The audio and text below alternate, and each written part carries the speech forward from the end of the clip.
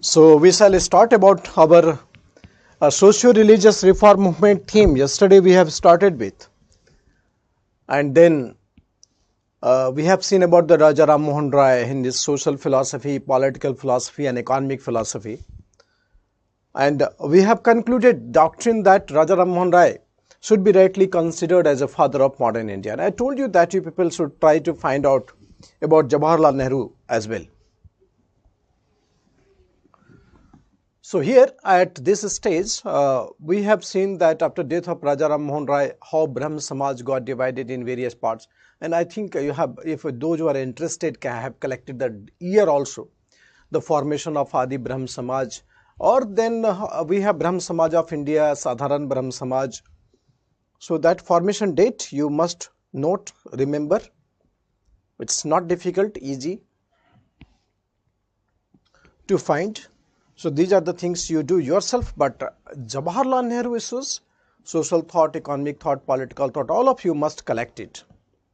And then, Raja Ram Mohan Rai, he was in the 19th century, Jawaharlal Nehru in the 20th century. So obviously, there is a century gap. So differences will be there, but it's classically noted that both represented a modern theme. One is the modern architect of India and one is the modern father of modern India. Okay. So now we'll move to the Dayanand Saraswati. Dayanand Saraswati, we have started talking about Dayanand Saraswati. And social thought we have seen.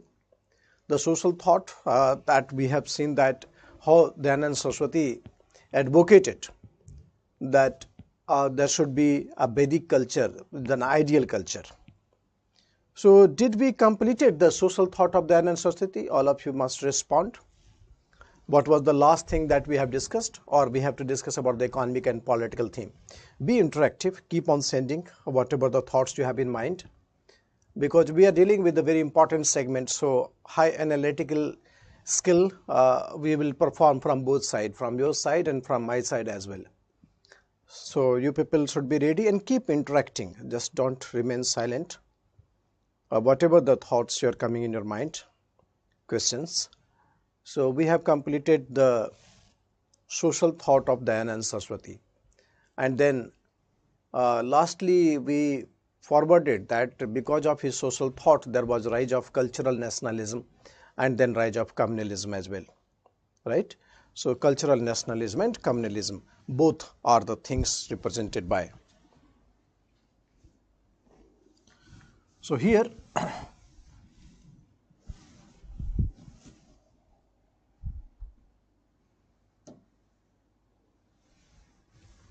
Dayanand Saraswati.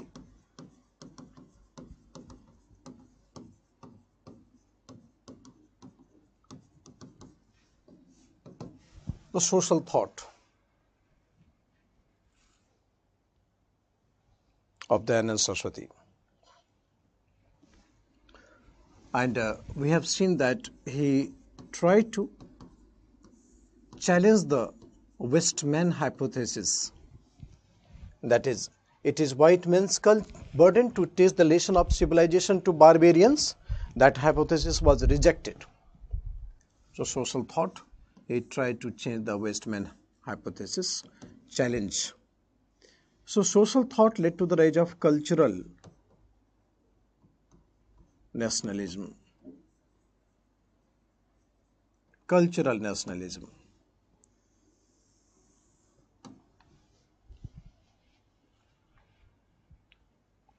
Cultural nationalism.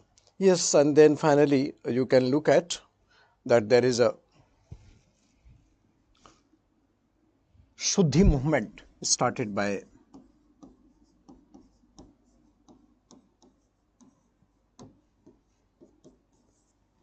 Dayanand Saraswati, Shuddhi movement. So Shuddhi movement, it was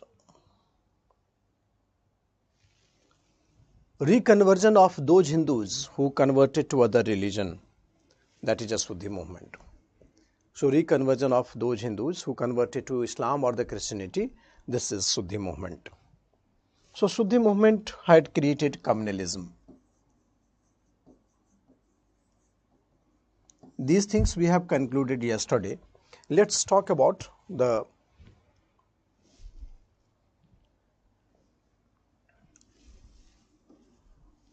political thought of Dayanand Saraswati.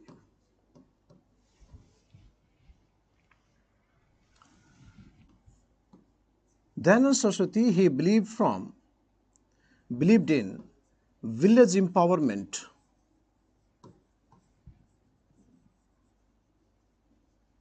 is empowerment of India. Village empowerment is empowerment of India. Gram Uday, Bharat Uday.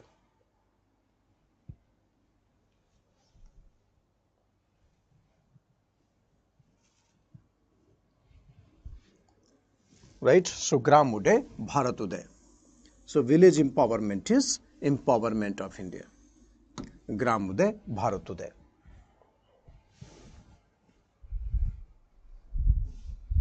Gram Uday is Bharat Uday.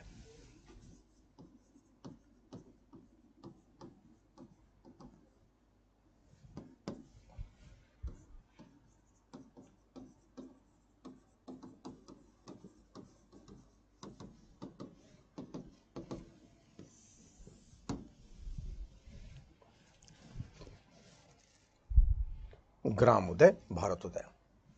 Village empowerment is empowerment of India.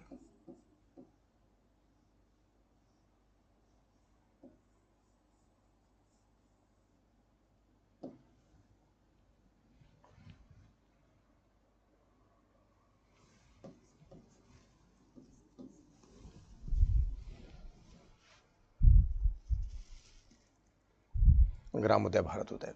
He was first person who used the word Swaraj.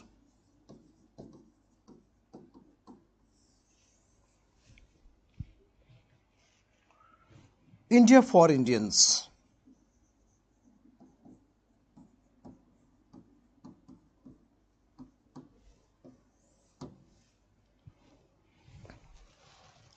Swaraj, India for Indians.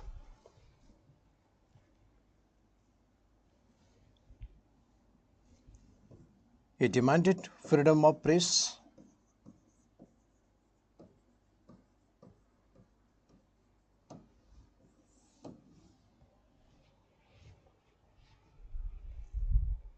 So Swaraj.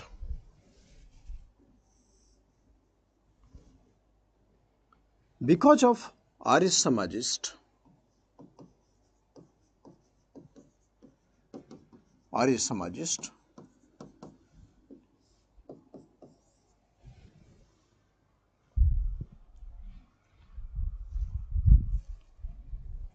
extremist movement started in Indian National Congress. Extremist movement started in Indian National Congress.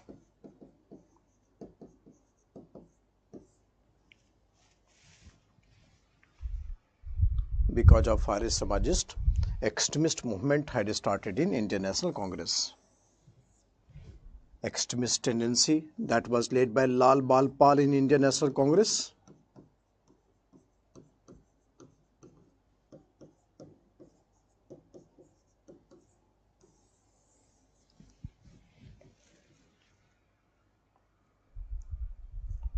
Extremist movement, Lal Bal Pal.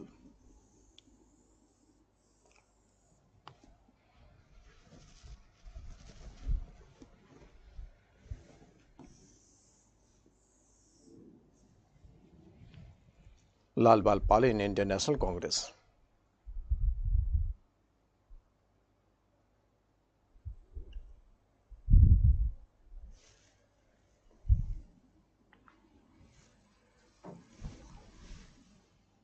So extremist movement is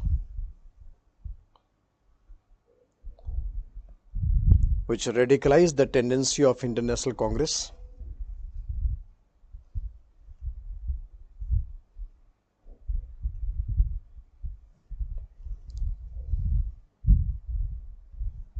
Radicalized the tendency of Indian National Congress, mainly because of the Arya Samajist.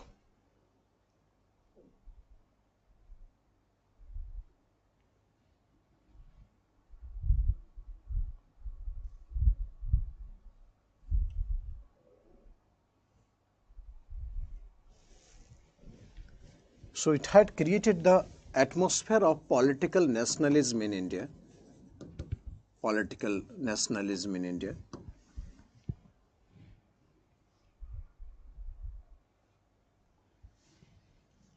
Dayanand Saraswati believed in Vedant principle,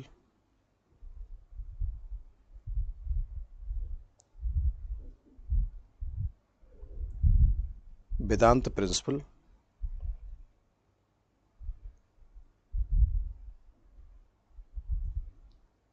He accepted Vedas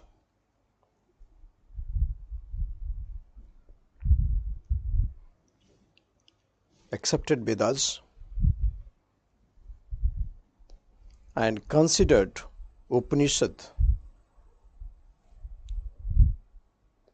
as full of scientific values,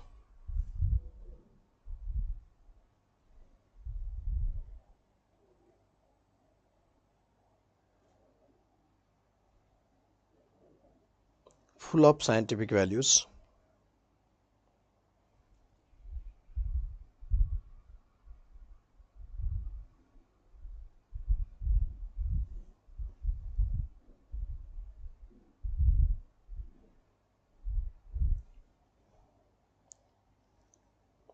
He strongly supported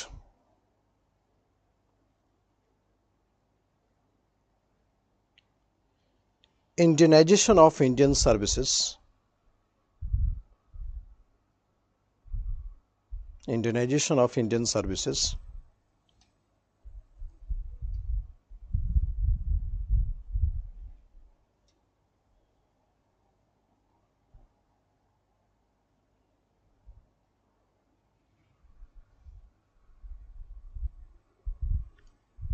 therefore he created sense of pride among the Indians.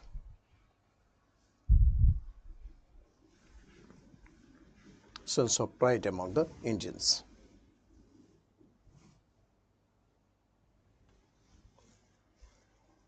So his ideas led to the rise of political nationalism. Swaraj is village empowerment. Village empowerment. Democratic decentralization.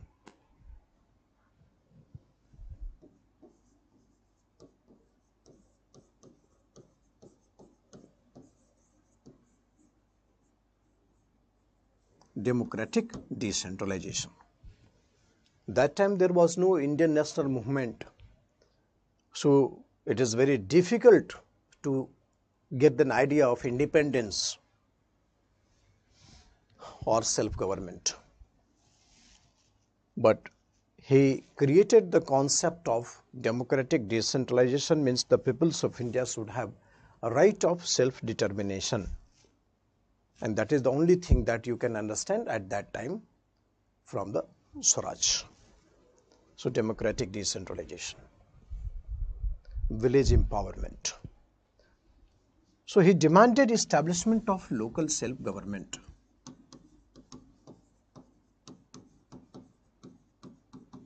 Establishment of local self-government. Democratic decentralization. So he demanded establishment of local self-government.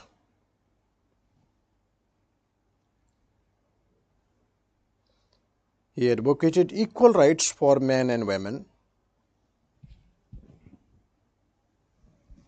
Equal rights for men and women. So political thought of Dayanand Saraswati. These are the bullet points you have to remember in the political thought.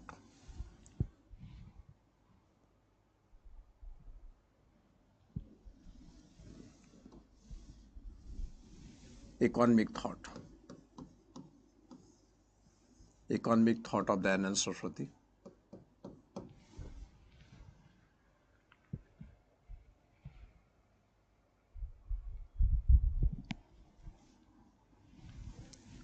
If you remember the economic thought of Raja Ram Mohan Rai, heavy industries, industrial revolution, these are the concepts that he had in mind. But here economic nationalism of Dayanand Saraswati, he said already the village empowerment. So he wanted a revival of handicraft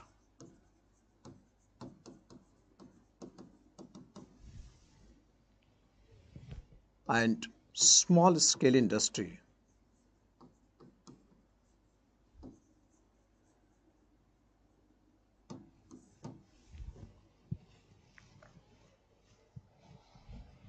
Small scale industry. A revival of handicraft and small scale industry. So his economic reform is called reform from below.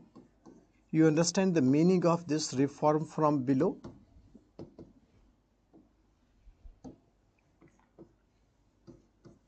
Reform from below.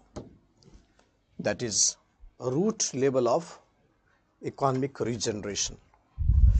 Root level of economic regeneration. Reform from below. Village empowerment is empowerment of India. So root level of economic regeneration, that is called reform from below.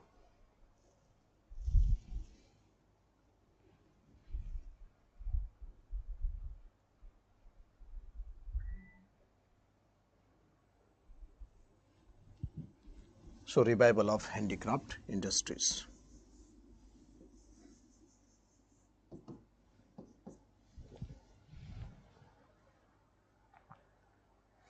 He wanted to make India economically self-reliant,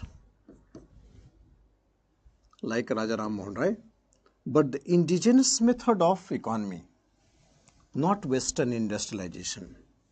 He wanted to make India economically self-reliant, but indigenous method of economic reconstruction.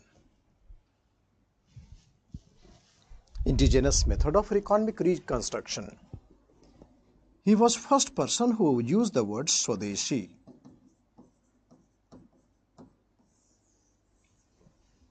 Swadeshi. So the word Swadeshi was popularized by Dayanand Saraswati, which became very popular during the national movement. So both the words, that is Swaraj and Swadeshi, was coined by Dayanand Saraswati, which became very important part of the national movement during the moderate extremist phase and the Gandhian phase as well. So he was a pioneer of this economic thought. So Swadeshi, from below, the concept is very common. Village empowerment is empowerment of India.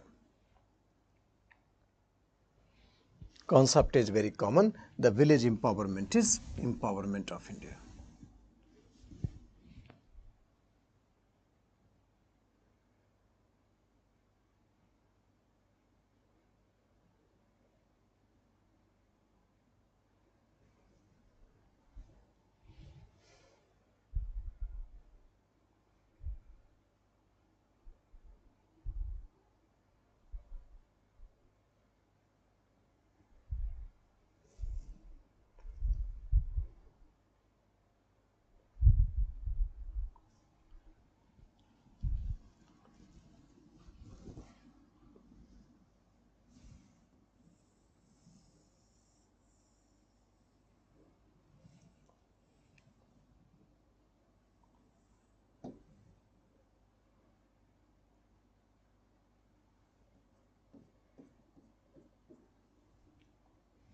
First person who used the word Swadeshi.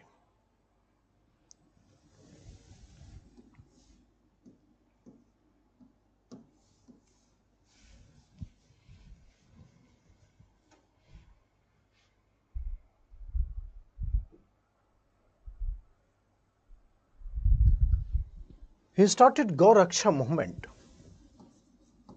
for village empowerment.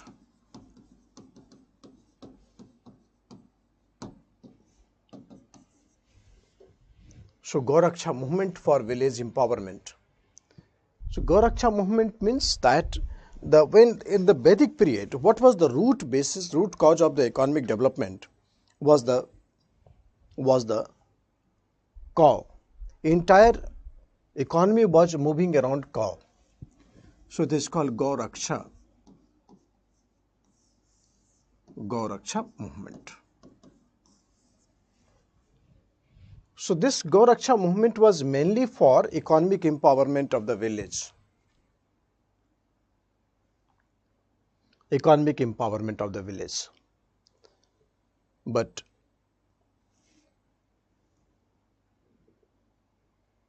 it created apprehension in the minds of Muslims and the Christians. So it had created further communalism. Goraksha movement was basically a concept of village empowerment, but it had further created communalism.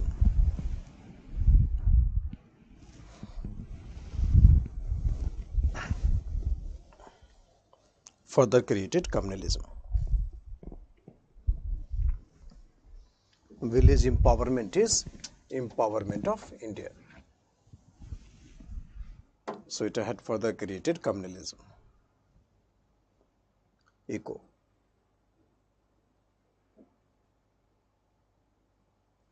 So one hand he wanted to make India economically self-reliant, that is economic nationalism. And on the other hand, in order to pursue the economic nationalism, Goraksha movement, which created the sense of apprehension, which is called communalism. So it created the sense of apprehension, it is called communalism. So this is the political, economic and the social thought of Dayanand Saraswati. Political, economic and social thought of Dayanand Saraswati.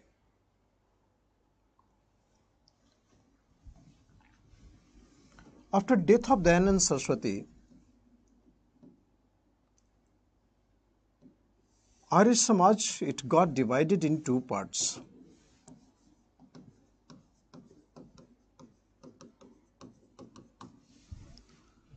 Arya Samaj, one section was led by Lala Hansraj. Lala Hansraj, he established DAV College at Lahore, Dayanand Anglo-Vedic College at Lahore. Lala Hansraj established DAV College at Lahore, Dayanand Anglo-Vedic College.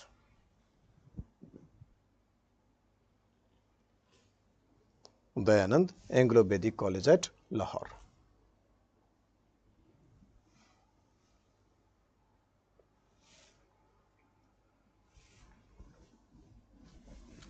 And Swami Shraddhanand,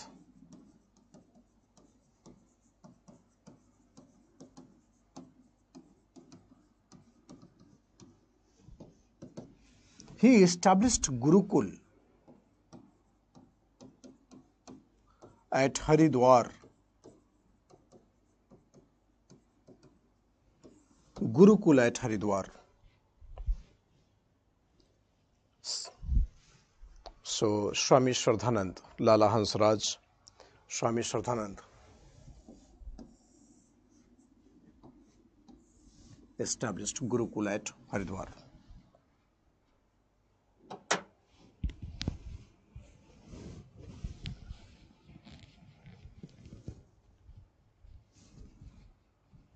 So one advocated hardcore Sanskrit learning.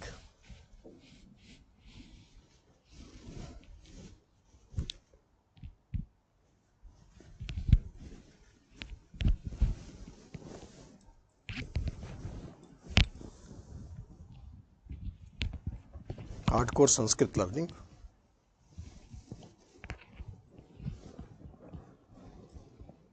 Another Anglo-Vedic So there is a two concept in Arya Samaj developed sharply. Lala Hansraj, DAV College at Lahore. So he represented the revivalist trend. There were many social religious reform trend is revivalist, but we have taken example of Arya Samaj. And third trend, if you remember, first day we have discussed about the first trend, reformation, second revivalism, and third was the status quoism. So third trend was status quoism. Status quoism.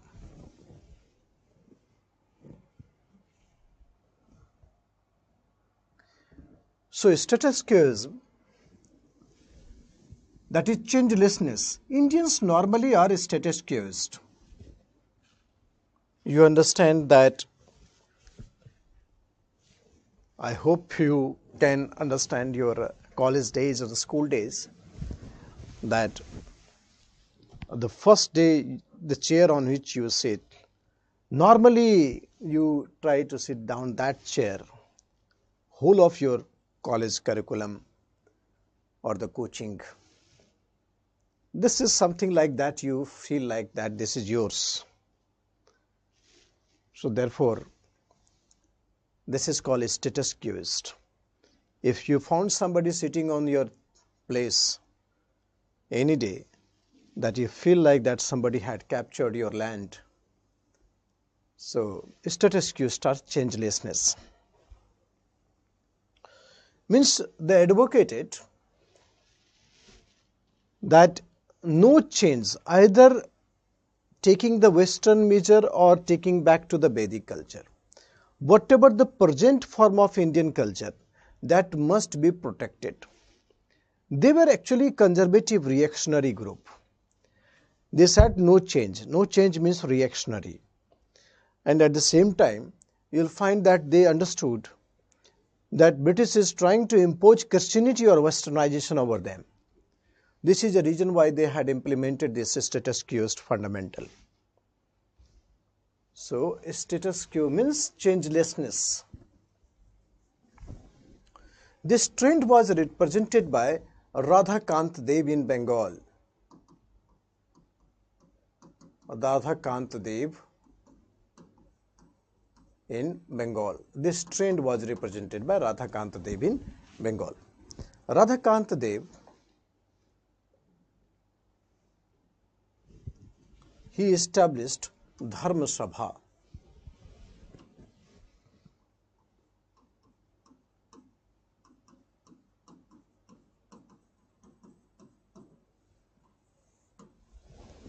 Dharma Sabha.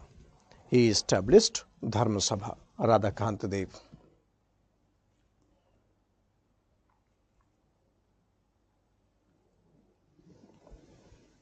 So he demanded preservation of present form of Indian culture. Preservation of present form of Indian culture.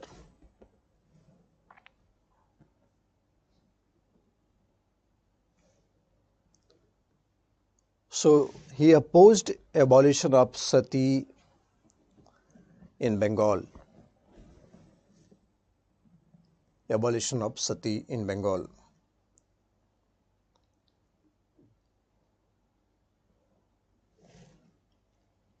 It was anti-Brahm Samaj organization. Anti-Brahm Samaj organization.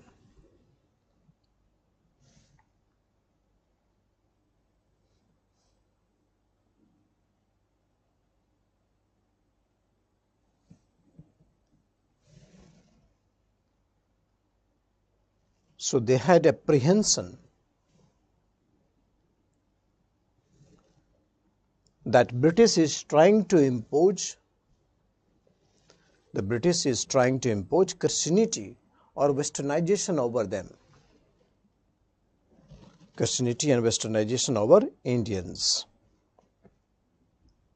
So British is trying to impose Christianity and Westernization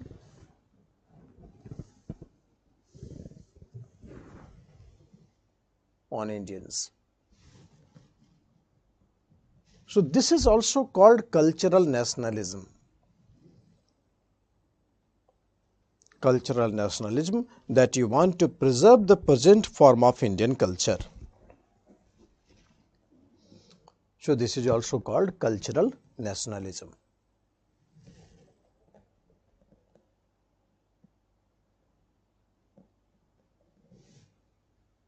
So status quoism, Radhakant Dev.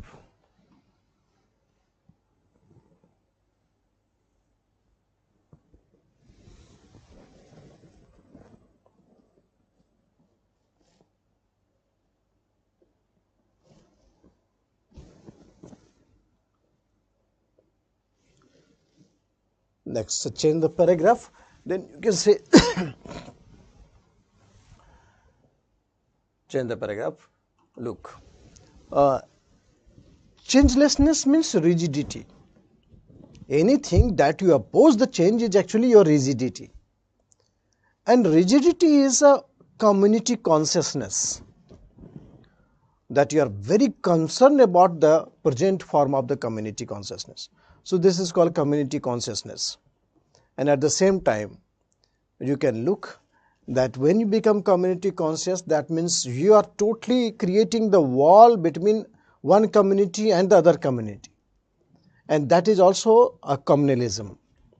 Community consciousness is a basic step of the communal thought. So religion normally comes the latter. So communalism is basically class of secular interest.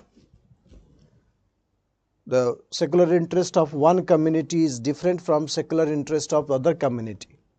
Like your political thinking, your economic thought, your social composition, your festivals, all these things constituted race, diet, secular thing.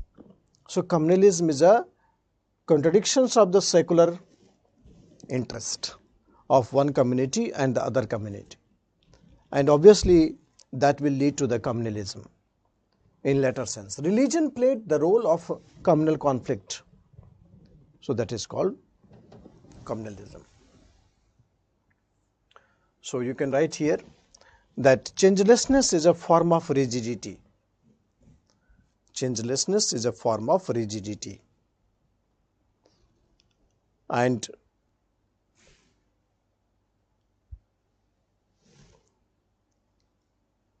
it had created the community consciousness and restricted the inter-community mobility. Restricted the inter-community mobility. It had created the community consciousness and restricted the inter-community mobility. So this is how the community consciousness, the word defined. So that leads to communalism. If you have a community consciousness, I told you, it is a primary factor that led to the rise of communalism. It is the primary factor.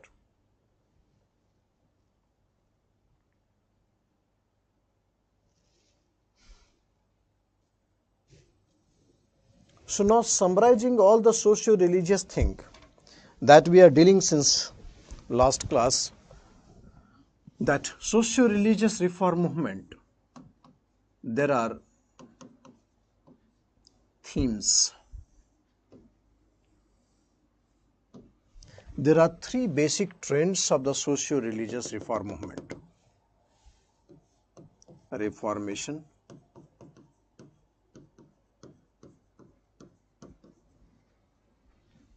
revivalism,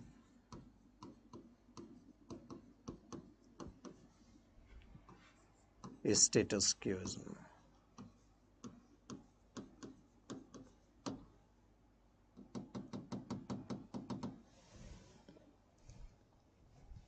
Reformation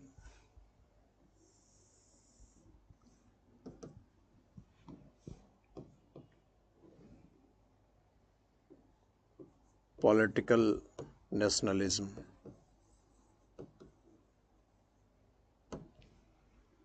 economic nationalism,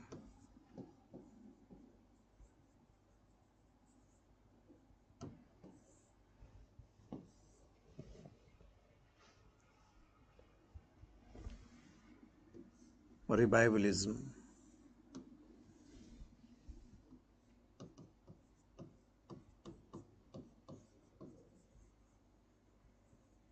cultural nationalism, economic nationalism, political nationalism, and communalism.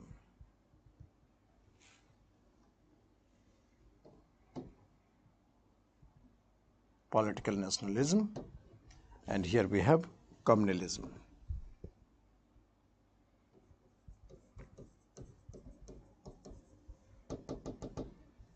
Communalism. And status quoism, we have again cultural nationalism and communalism.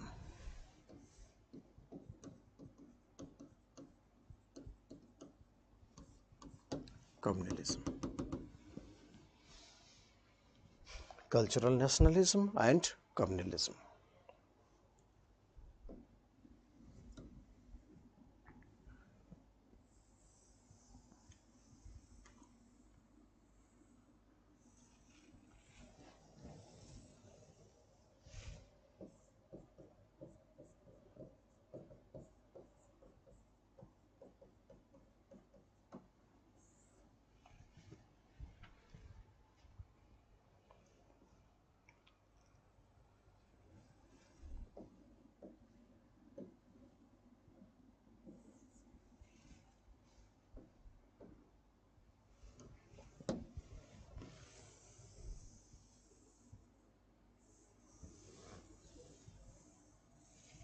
This entirely is called nationalism. All the white mark is called nationalism, and all the black, all the blue, red is called communalism. So look at the output in both the ways, and then write the very fantastic statements, and then you'll find that last year, 2019 or the 20, there was question directly on this statement here. The rise of nationalist consciousness and the 19th century Renaissance. So, rise of the nationalist consciousness and the 19th century Renaissance. This question was asked. Those who can see the questions can easily find out. So, write the nationalist consciousness and the 19th century Renaissance. Various aspects of nationalism. So, write the $1 million statement, which is always important for examination, that both nationalism and communalism is a byproduct of socio-religious reform movement. Byproduct of socio-religious reform movement.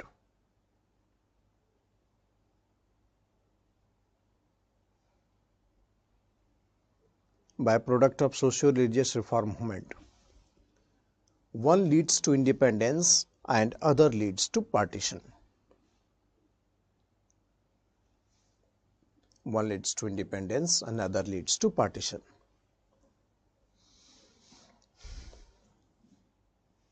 Both socio-religious reform movement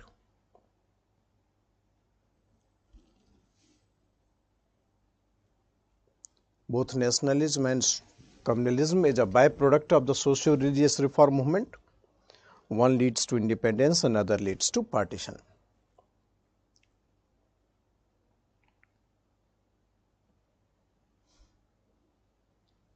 Other leads to partition.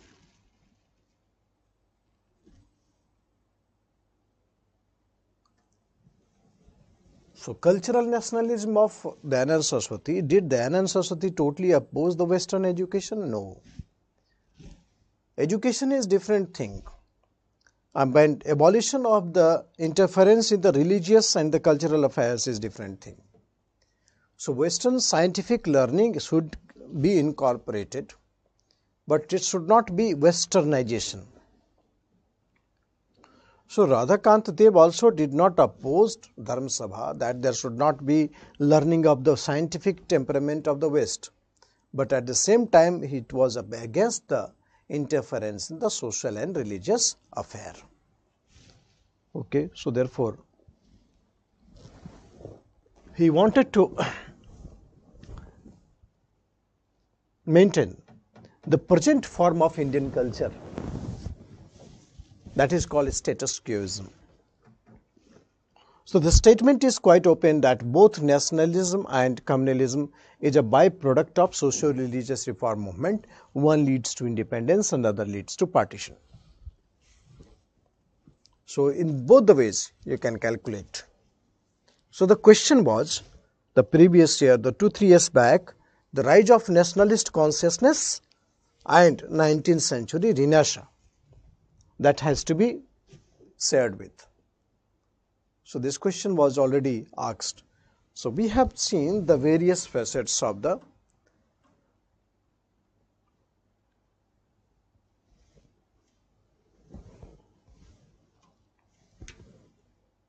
Dayanand Saraswati's and the 19th century Renaissance.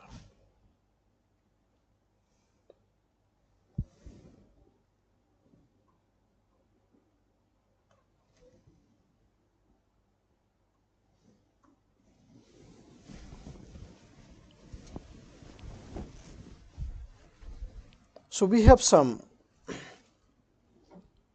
individual social reformer also, those who played very active role, like Dayanand Saraswati, Raja Ram Mohan Roy and Radhakant Dev. Like we have Ram Krishna Paramhans.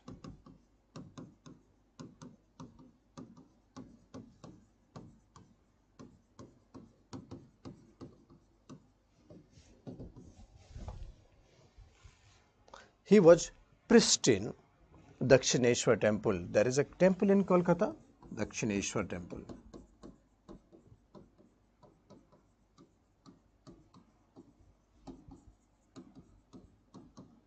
This is a Kali temple, Dakshineshwar temple at Kolkata.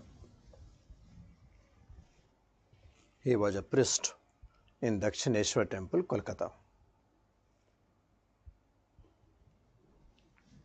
Ramakrishna Paramhans.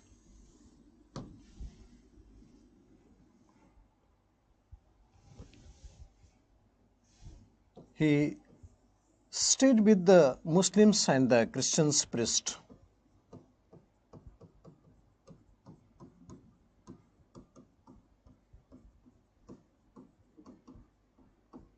To know the truth of religion.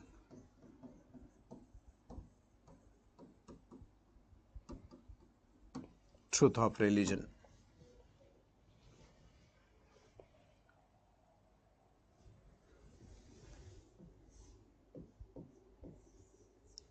He had a humanistic thought. Service of man is service of God.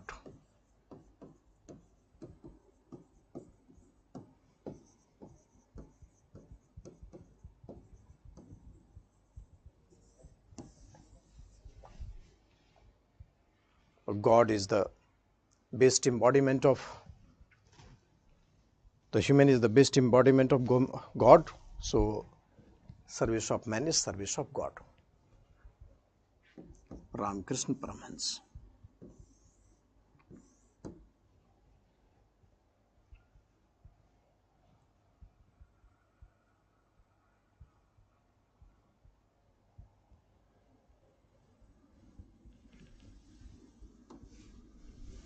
His disciple Narendra Dutt,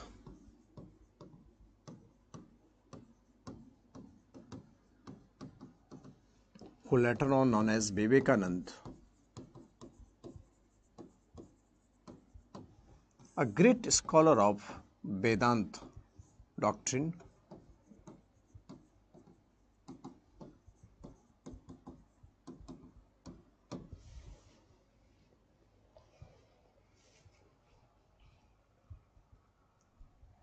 So beginning from Shankaracharya, or the Vedanta doctrine was given by Badrayan.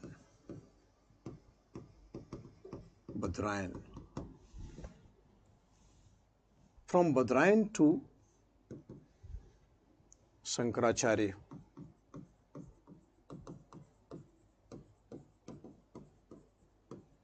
he wrote Brahma Sutra.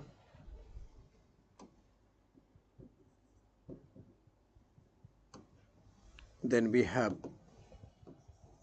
Raja Ram Mohan Rai.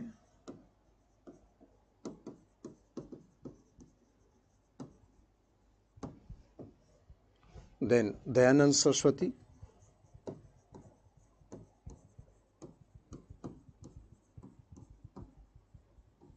And then we have Vivekananda.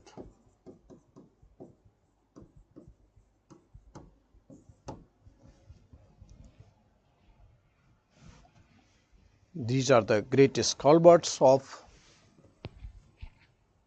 Vedanta doctrine.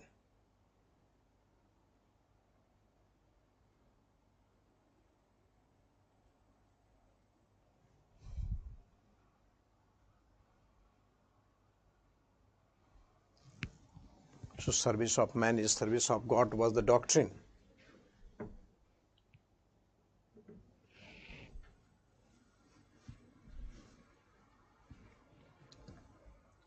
So Vivekananda, Vedanta doctrine.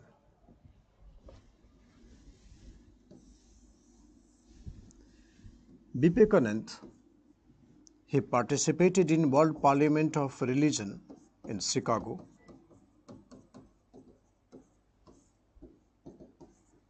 And greatly upheld the Hindu culture.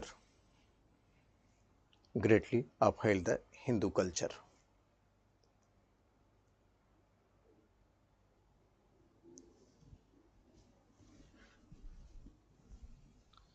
So some of the statements you have to collect and then analyze it. So this thought is full of Vivekananda, socialist,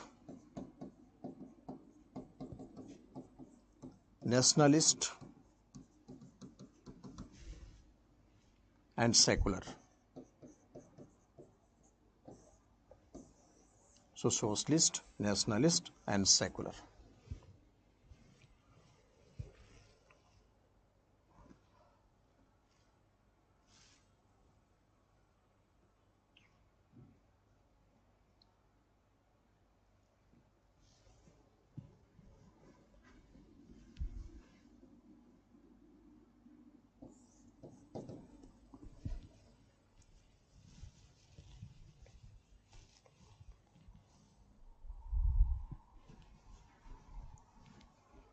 Socialist, nationalist, and secular.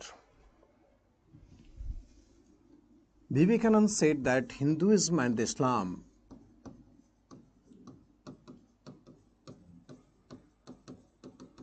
are two hopes for humanity. Hinduism and Islam, the only hope for humanity.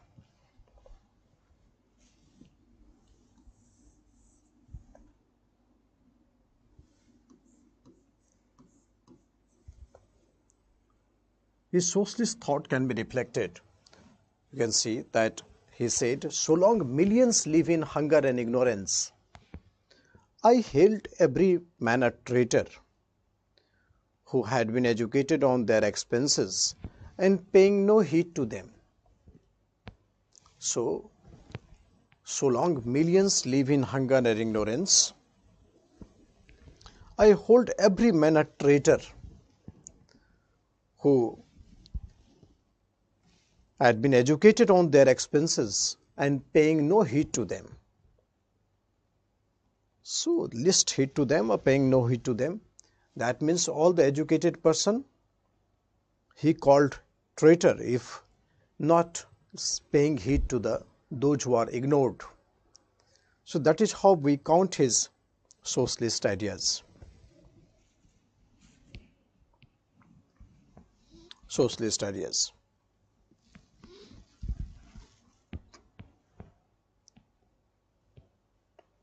He said, my religion is in kitchen and my God is in cookery pot.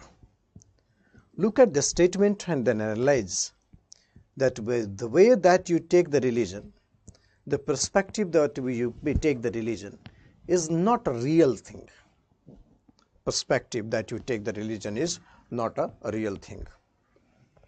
You always take religion in for the fulfillment of the materialistic ideas. Materialistic ideas.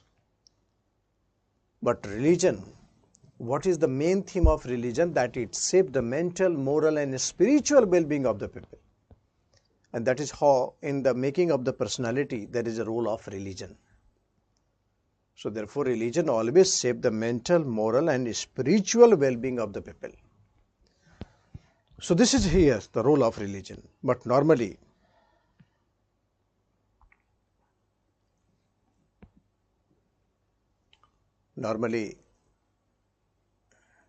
we take religion in the materialistic sense. So our religion is in kitchen and my God is in cookery pot. Vedanta philosophy we have discussed in detail in the ancient India. And we will talk about in the art and culture segment also. The philosophy segment, we'll study all the 6 philosophies. So Vaisesika, Nyaya, Mimamsa, all we will discuss. Sankhya. So Vedanta philosophy is based, Vedanta is Upanishadic philosophy.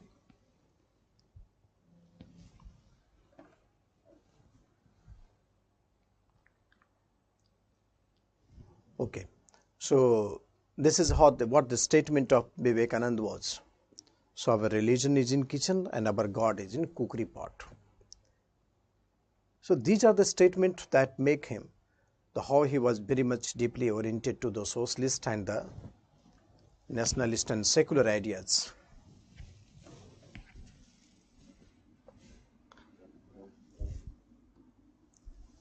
Theosophical society.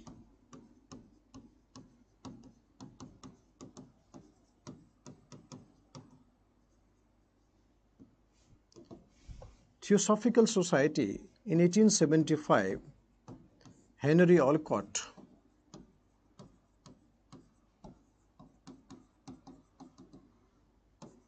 and Blavatsky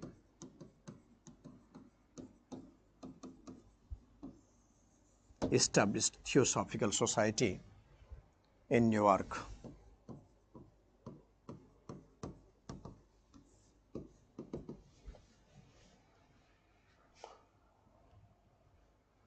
The objective of this society was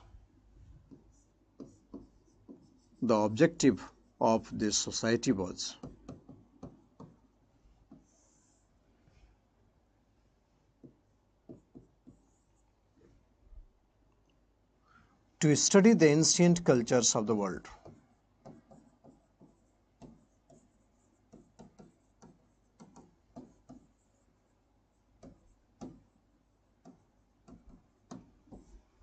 Ancient cultures of the world.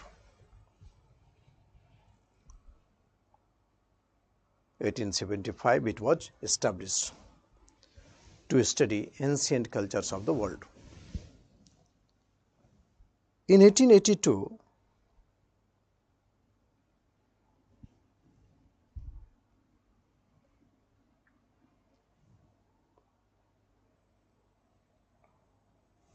the headquarters of this society was moved to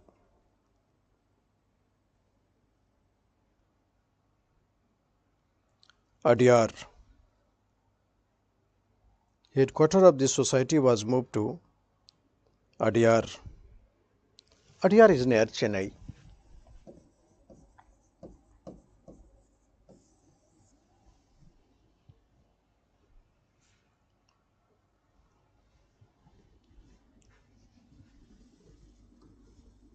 The Theosophists believed in transmigration of soul and rebirth.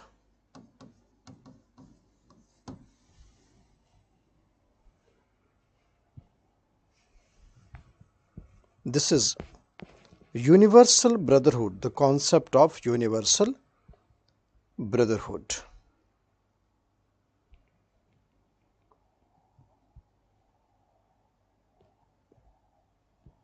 Concept of universal brotherhood.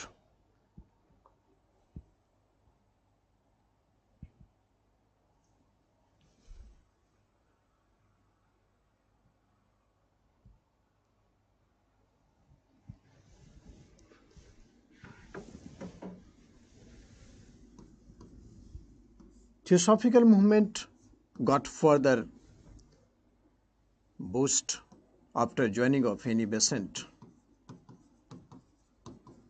Annie Besant, she joined Theosophical Society and she was very much inclined to Hindu religion.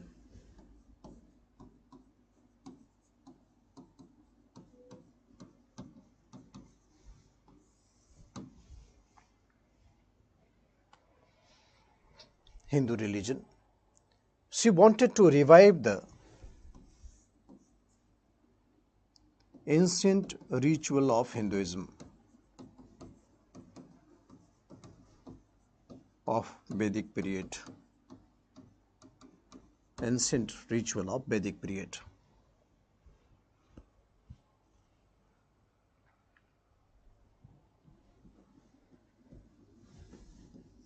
He established Central Hindu College at Banaras.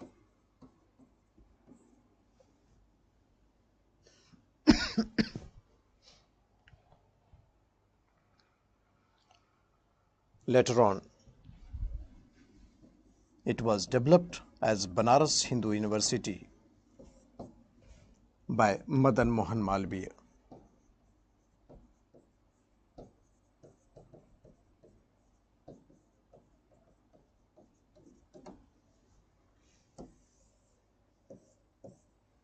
In 1916, Banaras Hindu University was established by Madan Mohan Malviya.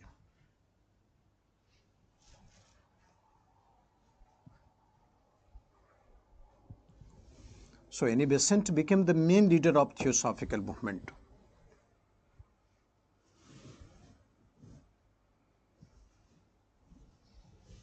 But very soon Annie Besant, she joined Indian National Congress. After long working experience as a Theosophical Society, she joined Indian National Congress in 1914 and she started Home Rule League movement.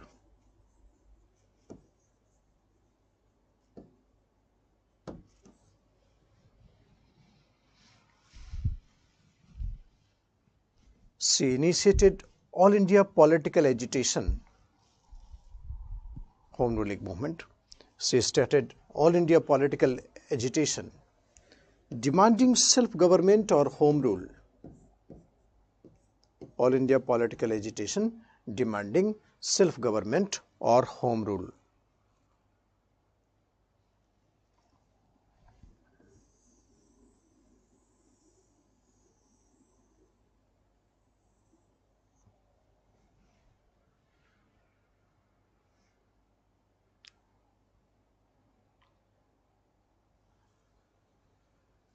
Demanded self-government or home rule.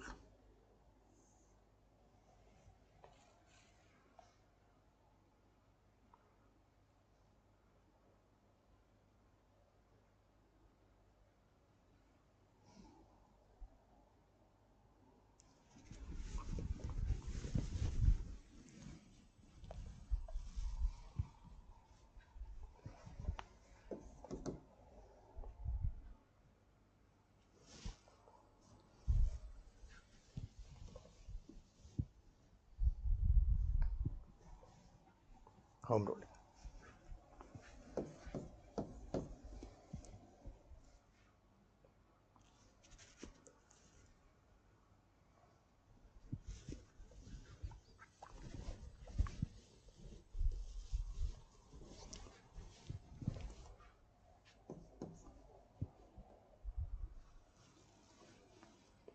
home ruling movement.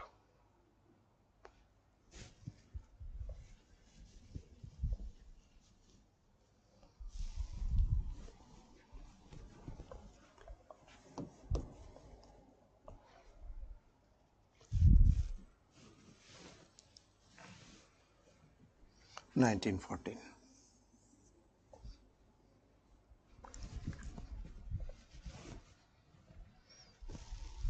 Annie Besant, she became President of Indian National Congress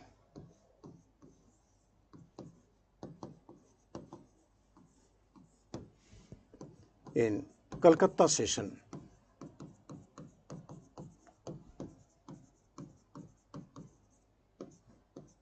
Calcutta session.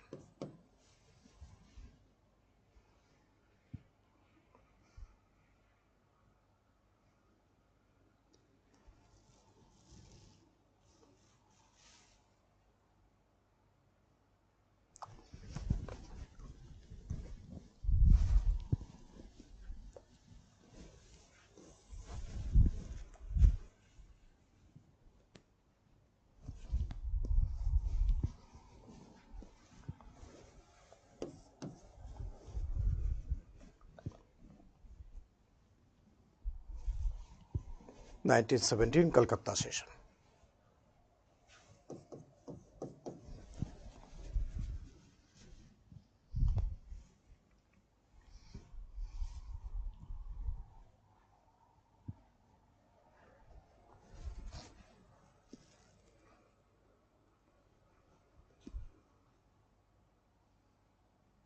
She became the first woman president of Indian National Congress.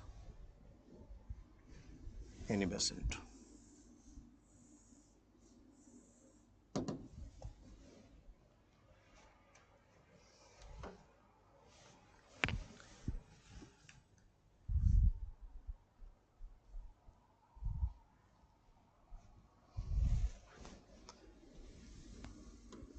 Henry Bibian Derezieux.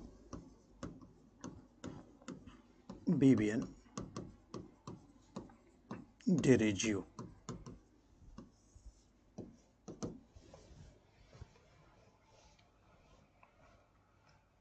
He was teacher in Hindu College, Calcutta.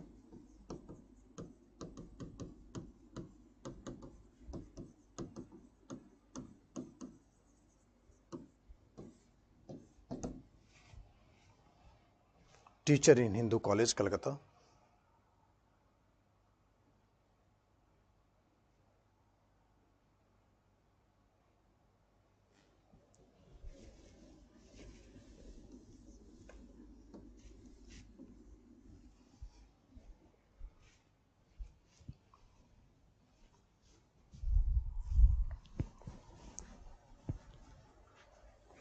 Teacher in Hindu College, Calcutta. He was pioneer of modern Bengal.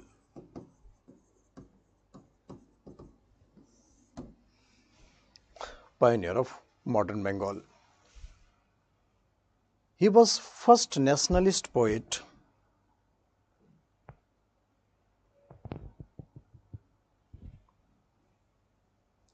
and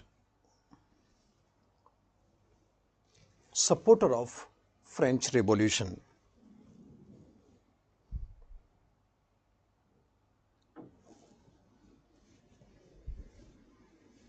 Supporter of French Revolution.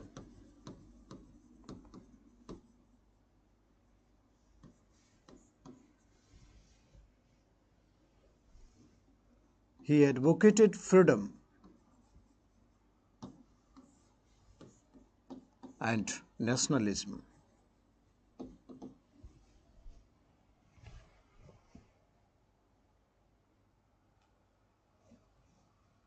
Freedom and nationalism.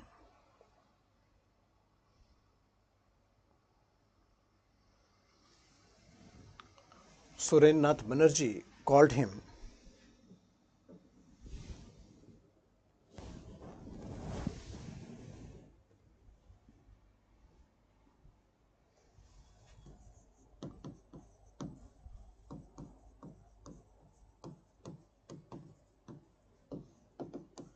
pioneer of modern Bengal. Pioneer of modern civilization of Bengal.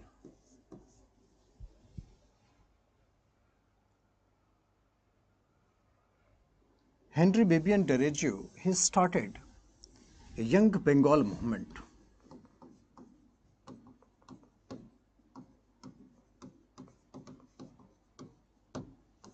Young Bengal movement.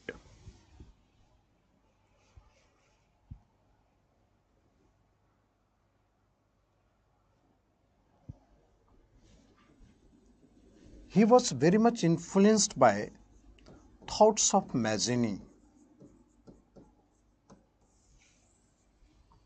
Mazzini, you know,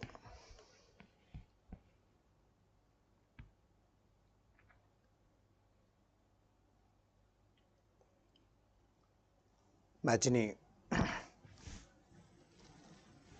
he was leader of Italy, Rinascia of Italy, and he was leader of Italian unification, believed in republicanism. He was one of the earliest leader of Italian unification. His thought was revolutionary. He had great faith in the youth of Italy, so therefore he started Young Italy movement. So Mazzini, he was a nationalist and he started a Young Italy movement.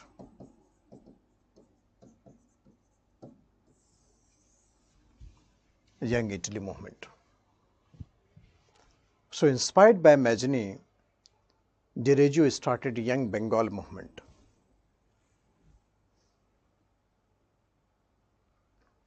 Young Bengal movement.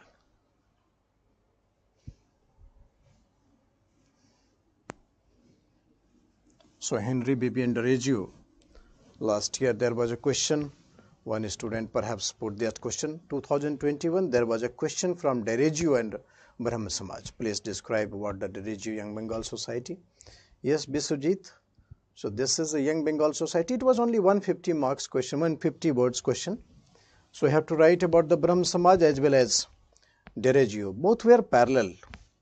Brahma Samaj was established in 1828 and Dereju died in 1831 at the age of 31 only.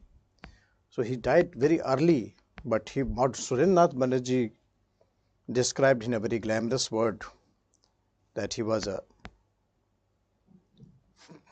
pioneer of the modern civilization of Bengal.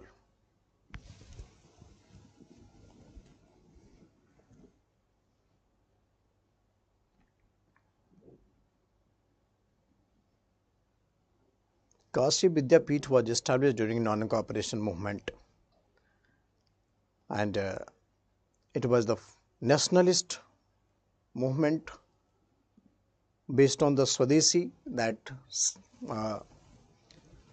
so Indianization of the services. So many established at that time. So Kashi Vidyapeeth was actually the university which was based on the theme of the ancient religious studies along with the modern scientific thinking. So we'll see during the non-cooperation movement. Right now we are much far to reach there. Young Bengal movement. And lastly, Ishwar Chandra Vidyasagar.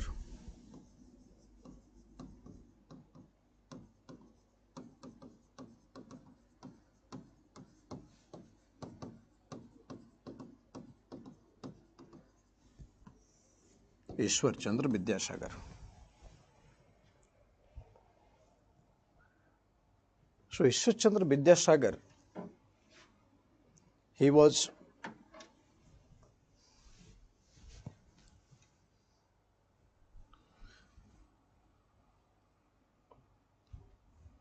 a teacher and later on he became a school inspector.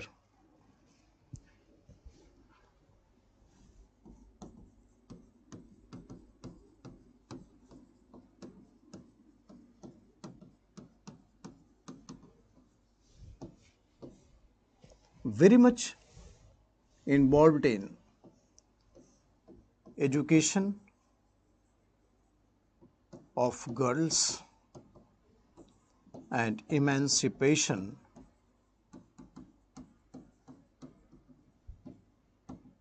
of women. Education of girls and emancipation of women.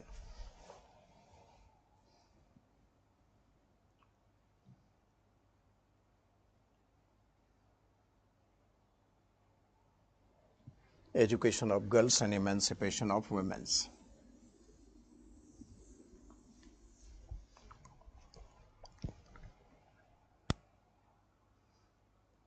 Emancipation of women. Ishwar Chandra Vidyasagar.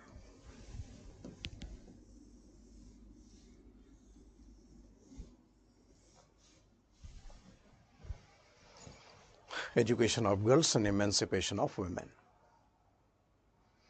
He maintained not less than 35 schools he managed on his own experience, on expenditure. 35 schools, girls' school. He managed on his own expenditure.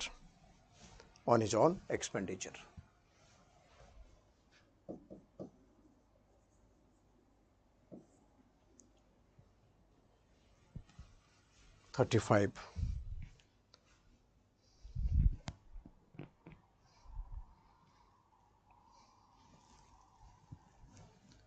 He was secretary to the Bethune School.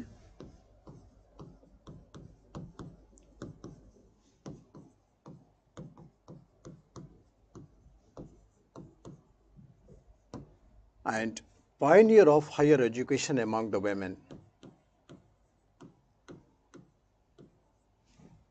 Higher education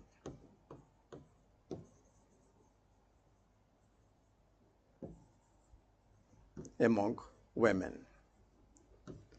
So he was a secretary to the Bethune School, and he was pioneer of higher education among the women.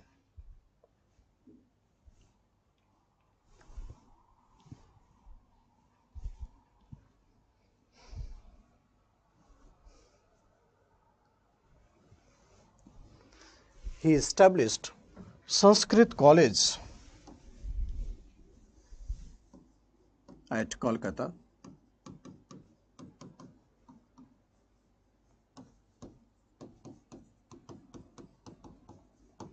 And opened the door of Sanskrit College for non-Brahmin student also.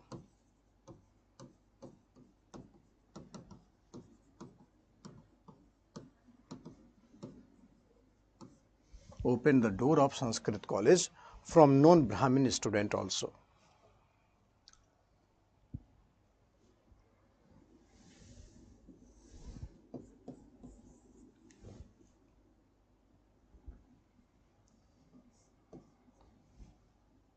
In Sanskrit College, he introduced traditional Indian learning.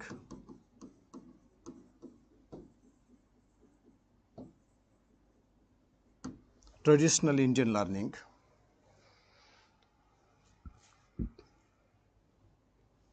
And at the same time, he introduced Western thought.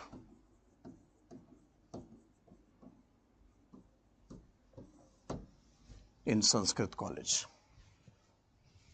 Traditional Indian learning and introduced Western thought in Sanskrit learning, Sanskrit College. Western thought in Sanskrit College.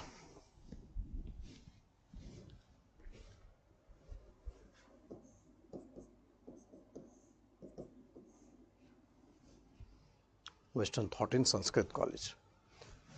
So it's not like Sanskrit College means only Sanskrit, but we have the Western thought also in the Sanskrit College.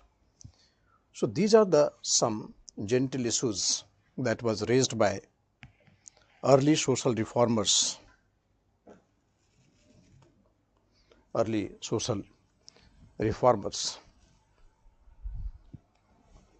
So there was a question that women's issue was the core of reform movement. So women was the subject matter which was taken as a key of this entire 19th century renaissance. And obviously, if the condition of women will improve, then the entire society will get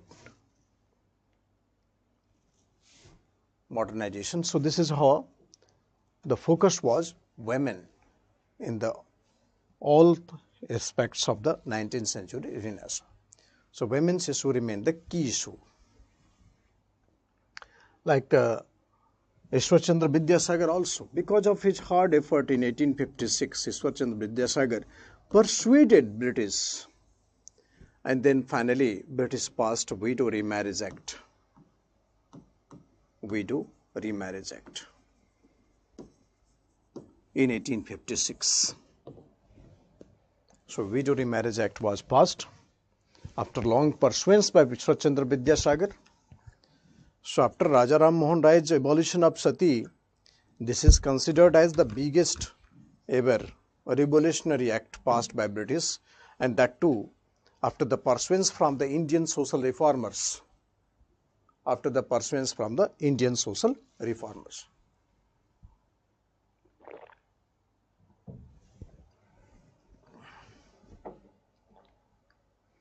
(1856) Widow Remarriage Act.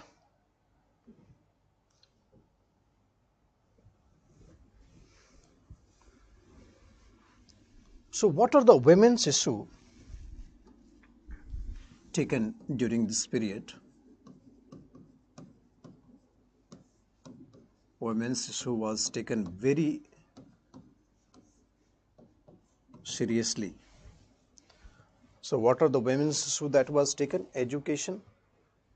Many had taken a very strong initiative. Education was the core issue that women were struggling in the society.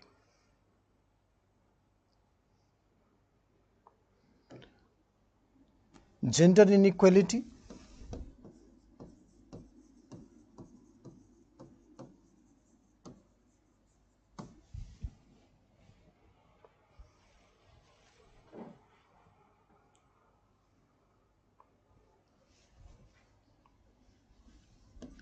Sati. Condition of widow. Condition of widow or tonsure. Tonsure, when you shave the head, the widow must shave the head.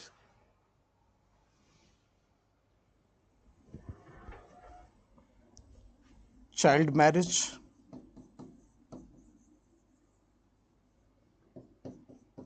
Polygamy. Female infanticide.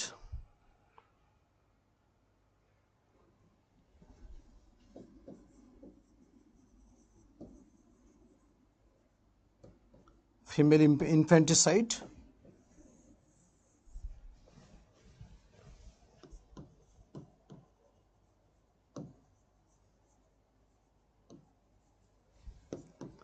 Parda. Parda. Dowry system.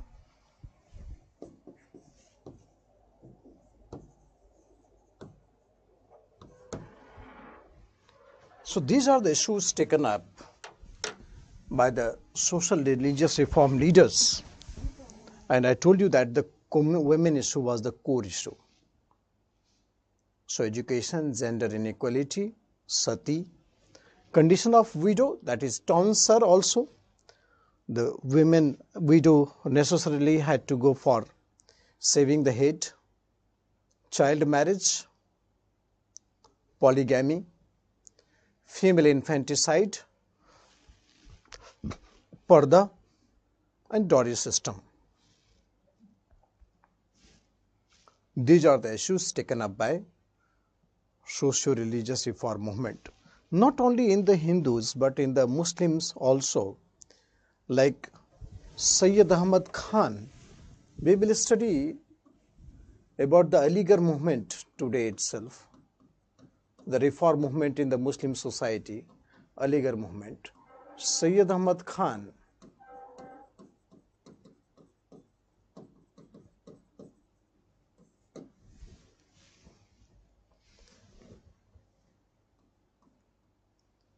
opposed Parda system among the women. Opposed Parda system among the women. Opposed easy divorce. Triple talaq was also opposed by. Sayyid Ahmad Khan had advocated Western education among the women, political and economic empowerment of the women. So this Aligarh movement was a reformist movement. So not only in the Hindus but in the Muslims social reform movement also, the issue of women was taken as a very important issue, and that is called the core issue of the 19th century Renaissance. So this question was also there in attached with, so women's issue were the core issue. Then gave subjective answer. Sati, you must write the Rajaram Mohan Rai widow education. Everybody, particularly you will take the name of Ishwar Chandra Vidyasagar. Education of women was taken as a very top priority.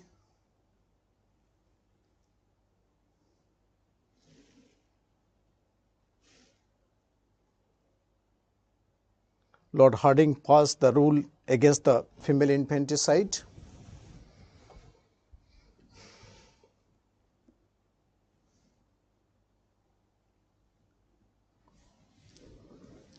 So the women's issue was taken as a core issue for socio-religious reform movement.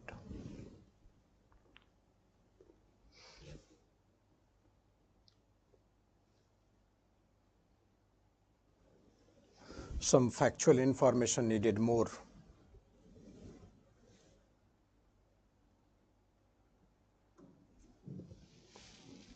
That is caste movement in South India and Maharashtra.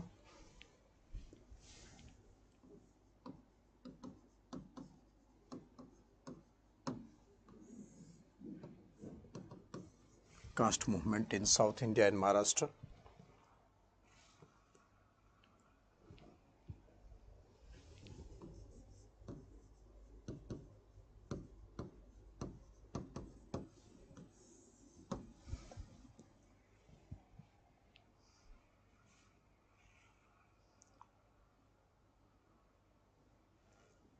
So caste movement in South India,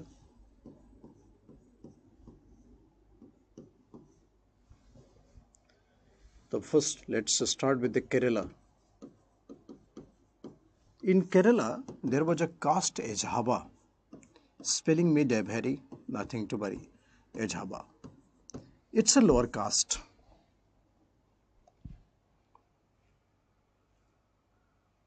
Lower caste.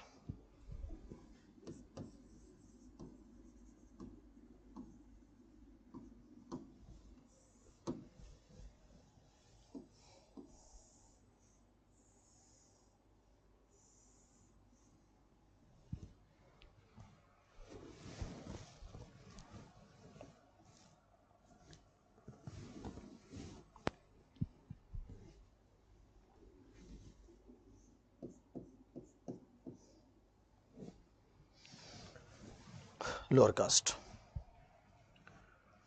So this movement was led by Narayan Guru.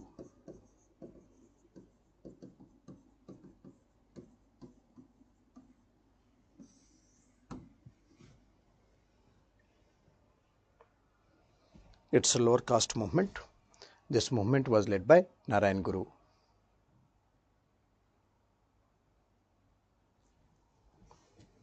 It was anti-Brahminical movement.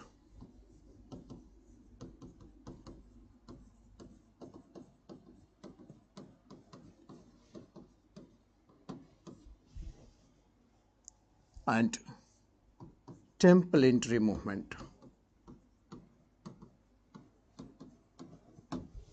Anti-Brahminical movement and temple entry movement.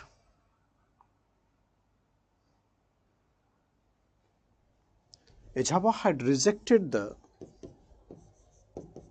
ancient Indian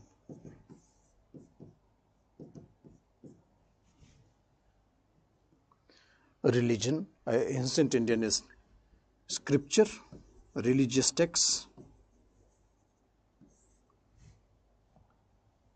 those advocated discrimination.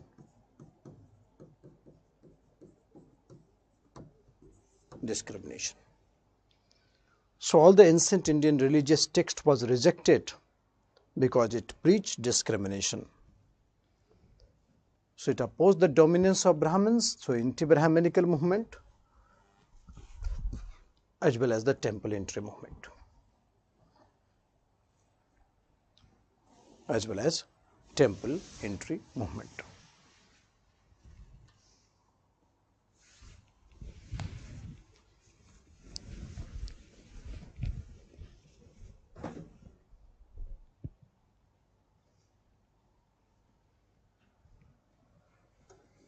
So Narayan Guru,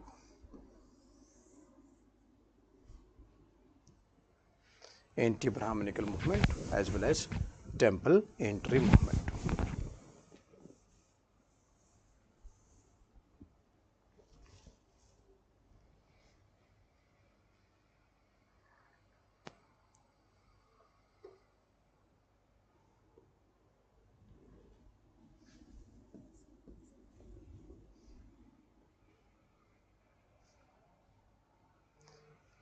So finally, Ejaba had recognized Narayan Guru as a god. Ejaba had recognized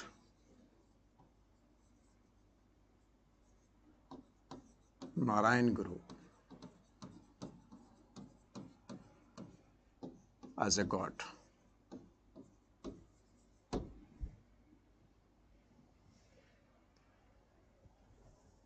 They constituted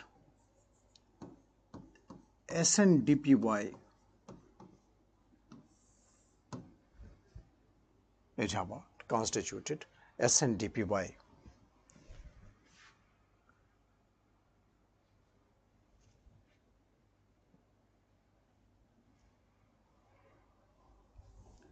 Sri Narayan Dharm Paripalan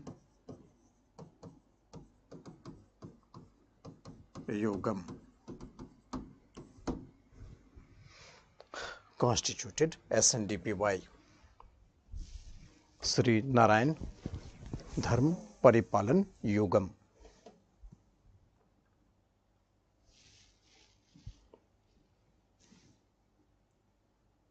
Ejapha had constituted Sri Narayan temple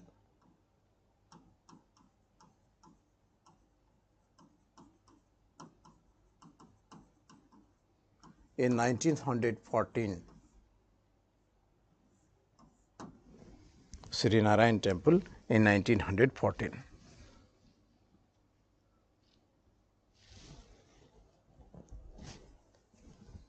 So these are the fact and figure you have to take it from the Yojaba community. So Yojaba movement is a movement of Kerala led by Narayan Guru. It is a lower caste movement.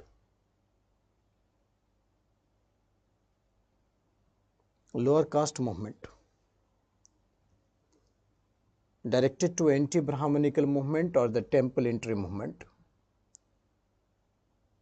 Anti-Brahminical movement or the temple entry movement.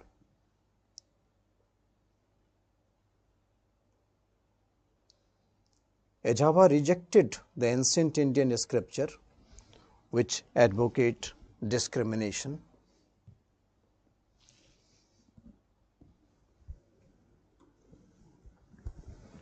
And finally, Ejaba recognized Narayan Guru as a god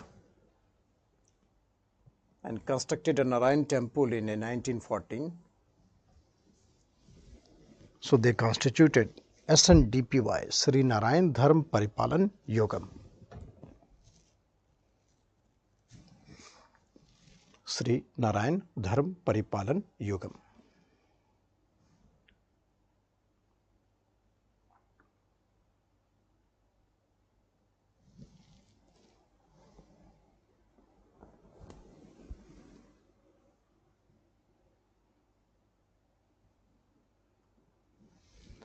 in Tamil Nadu.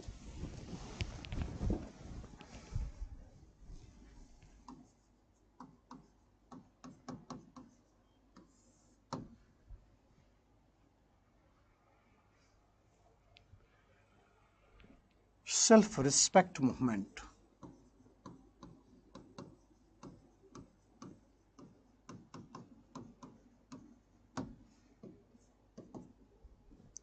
Started by E.V. Ramaswamy Naikar.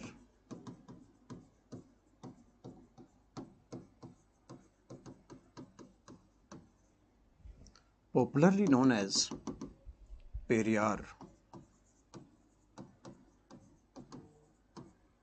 E.V. Ramaswamy Naikar, popularly known as Periyar.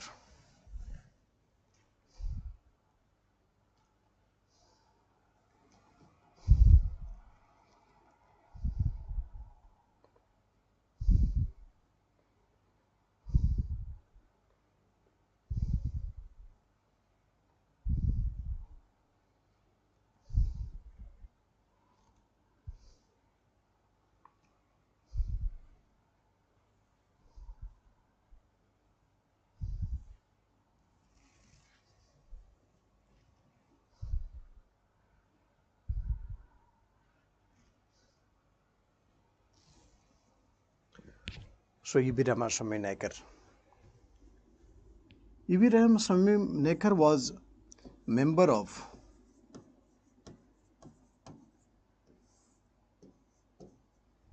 Congress Committee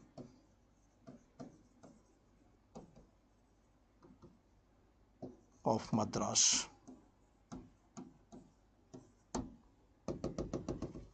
Member of Congress Committee of Madras.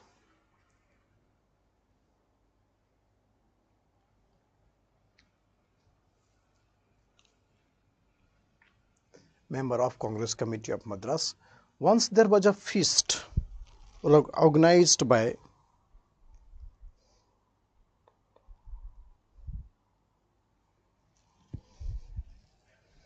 Congress Committee for its members, and then the seating arrangement was very different. The seating arrangement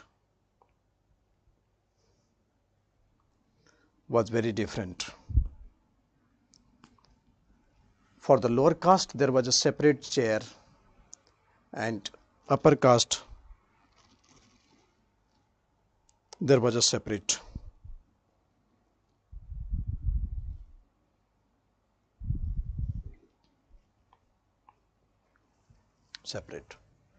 So, member of the Congress Committee of Madras.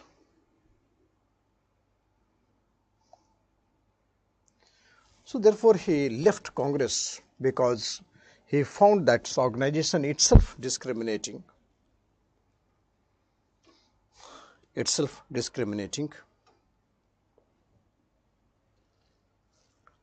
Among the members. So, what factors that will lead to the abolition of discrimination? So, he left Congress. Ramaswamy Naikar, he studied Sanskrit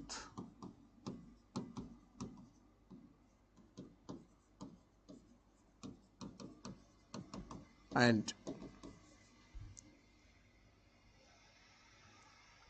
he took keen interest in understanding the religious text and the epic. So, he studied Sanskrit and then studied religious text and epic.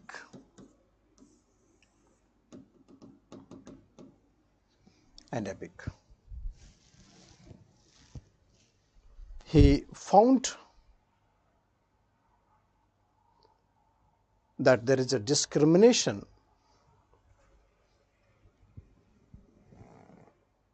to the lower caste and the women in Ramayana, Mahabharata. So, therefore, he rejected the ancient religious text.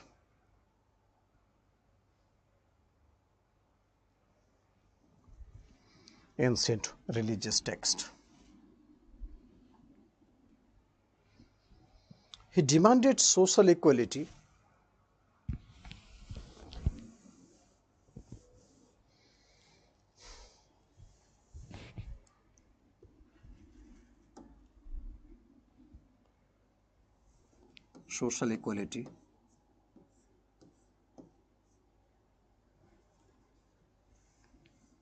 and he published Kudi Arashu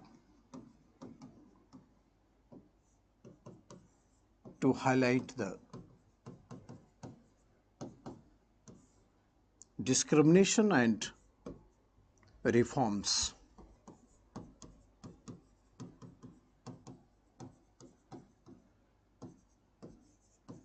And reforms to highlight the discrimination and reforms.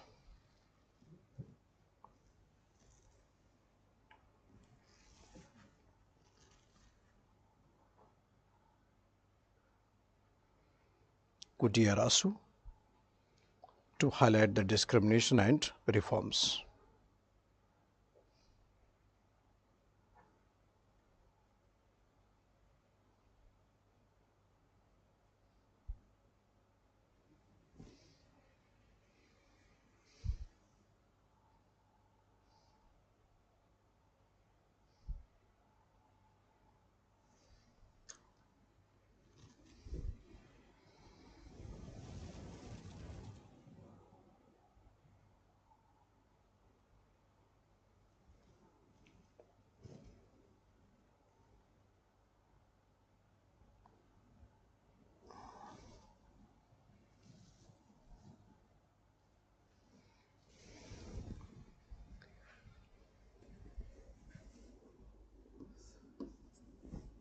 So Periyar, he advocated lower caste priest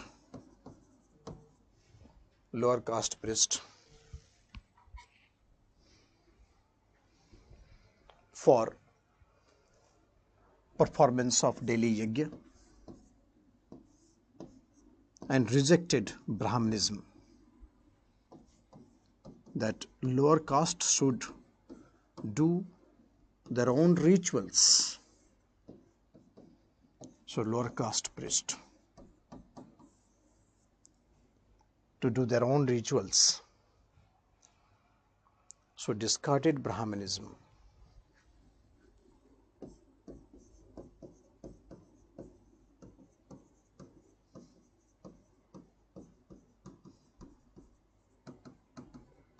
Discarded Brahmanism.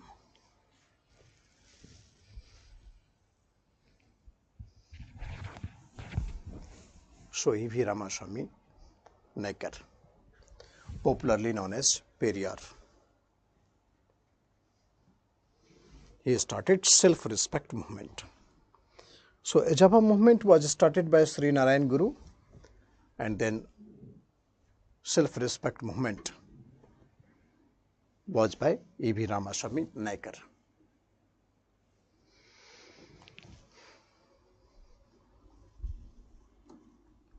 In Tamil Nadu, Justice Party was established, which was a political party of lower caste.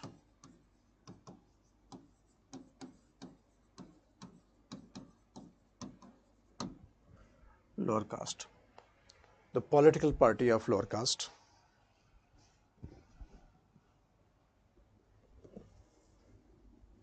By C.M. Mudaliar.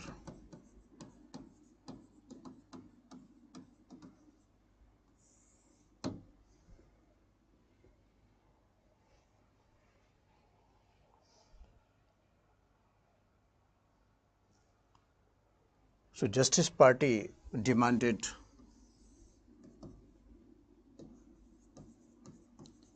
reservation and separate electorates.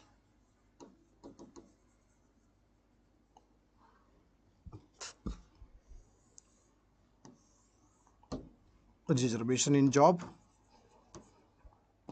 and separate electorates for political empowerment. that is, the Dalit, the lower caste, should be represented by lower caste. So, political empowerment, separate electorates. So, the lower caste should be made lower caste. Reservation of job.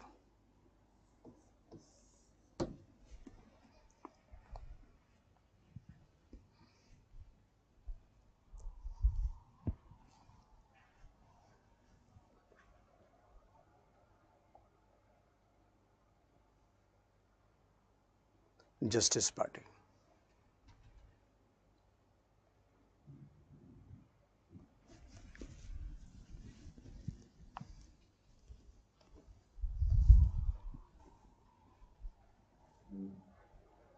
CM Mudaliar. Justice Party supported the Simon Commission.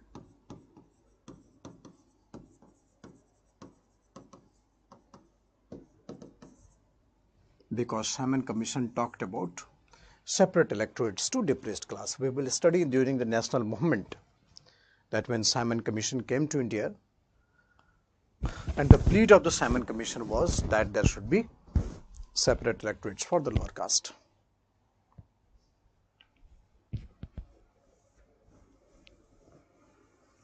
So reservation of job was praised. Justice Party. In Maharashtra, there are so many great reformers.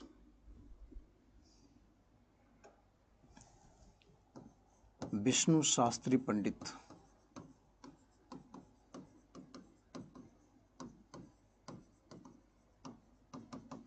He established in Maharashtra. MH means Maharashtra.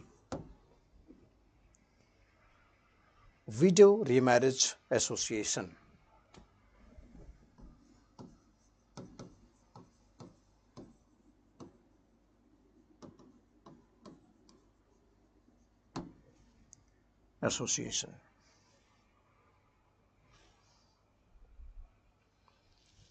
It had all India presentation of its membership. It had all India presentation of its membership. The Widow Remarriage Association. Vishnu Shastri Pandit.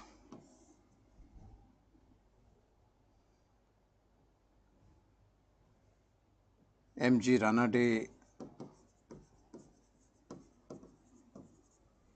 Jyotiba Phule,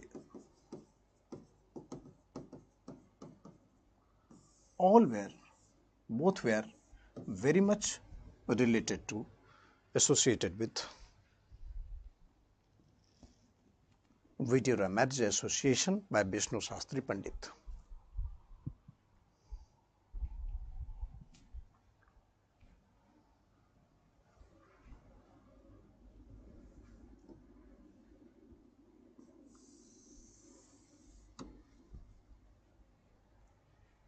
By Vishnu Shastri Pandit.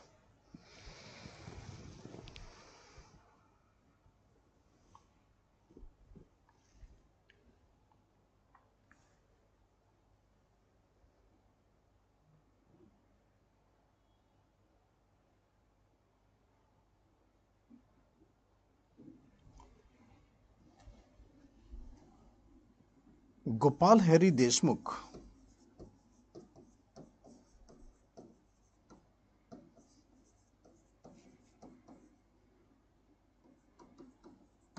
For his own social work,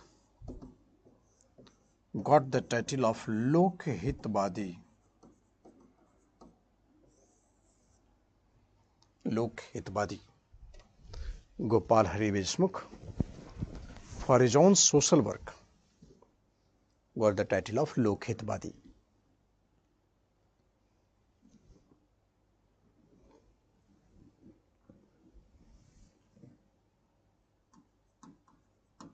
M.G. Ranade, he was retired justice. M.G. Ranade and Pandita Ramabai.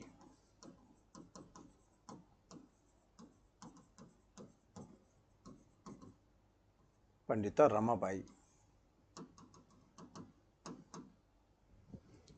Pandita Ramabai.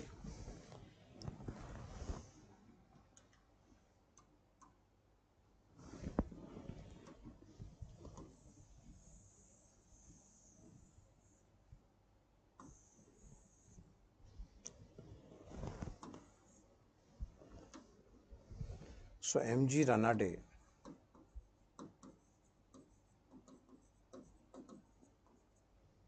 and Pandita Ramabai,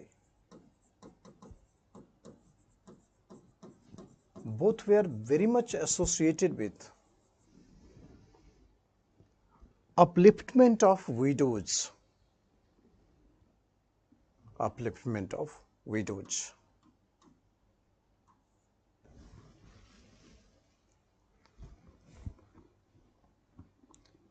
They joined Widow Remarriage Association,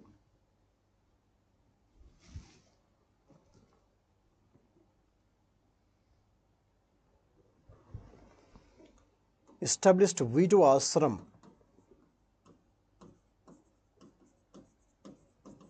in Pune,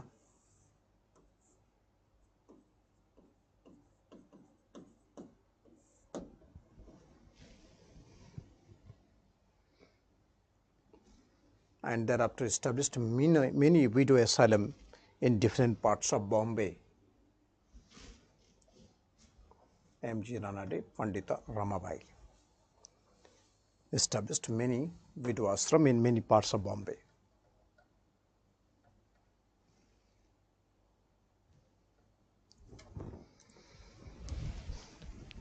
M.G. Ranade, he established Pune Sarvajanik Sabha.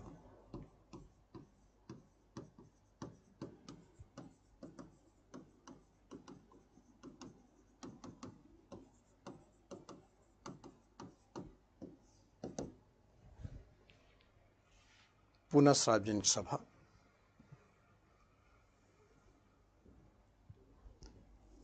1867 by M.G. Ranade.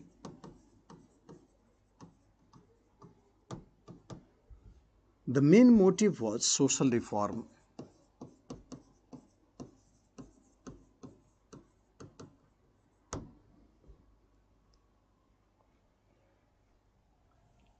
But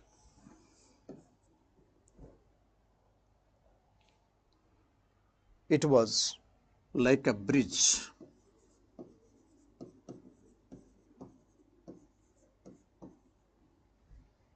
between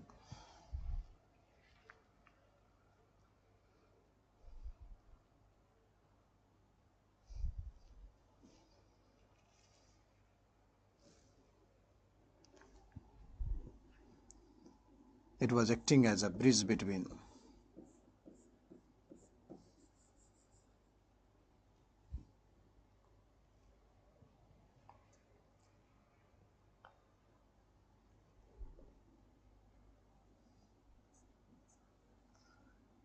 the British government of India and Indian nationalist. British government of India, it was acting as a bridge between British government of India and Indian nationalist.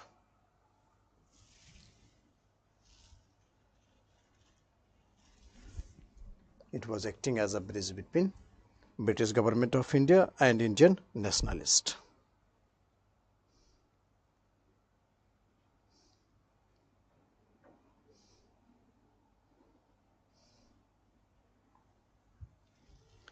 And the greatest among all the social reformers is Jyotiba Phule.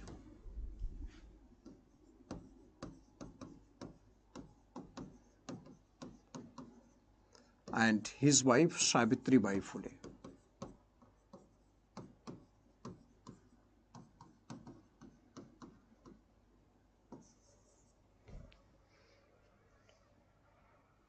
Both had started the Dalit movement.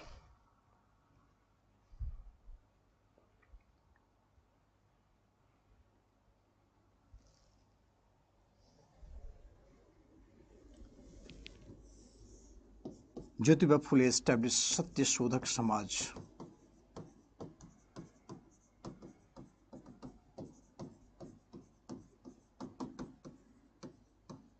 in 1873.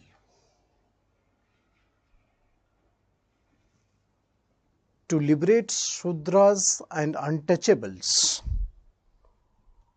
from exploitation and oppression.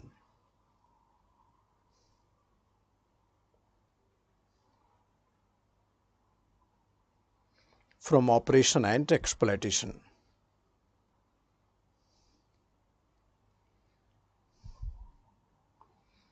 Wanted to liberate Shudra and untouchable caste from exploitation and oppression.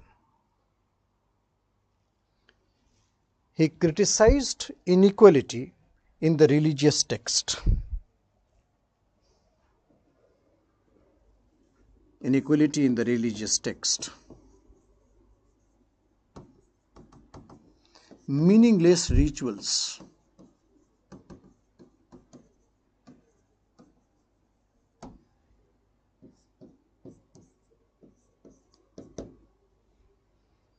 Meaningless rituals.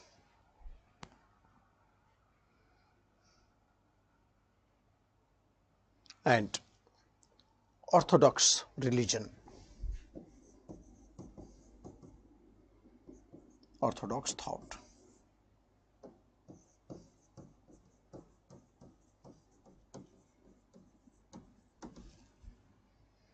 Meaningless ritual and orthodox thought.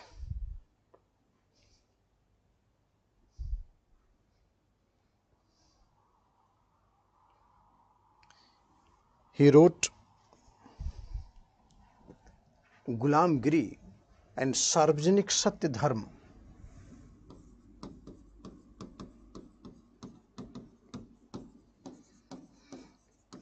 Sarvajanik Satya Dharma.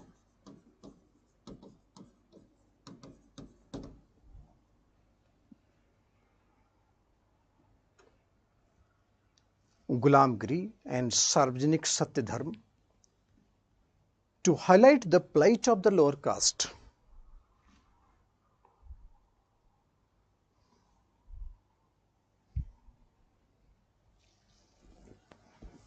To highlight the plight of the lower caste.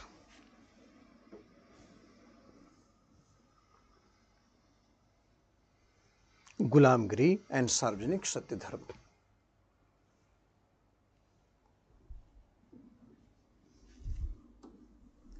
In 1851, Savitribai Phule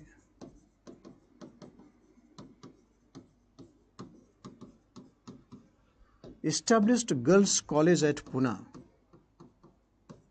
Girls' School at Pune.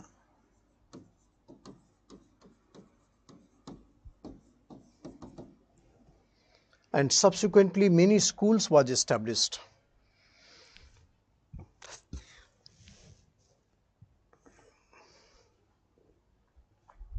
Subsequently many schools was established. So Girls' School at Pune, Savitribai Phule.